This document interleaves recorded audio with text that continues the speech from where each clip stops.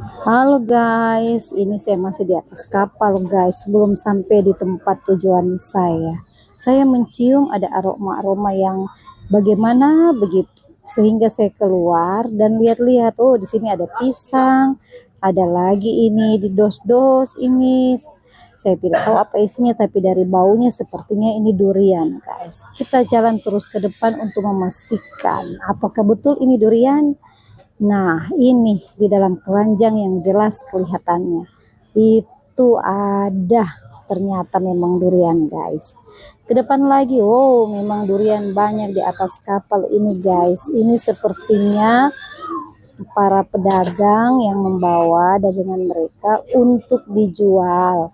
Entah mereka mau bawa ke Biak atau ke Jayapura. Semangat mama-mama dorang.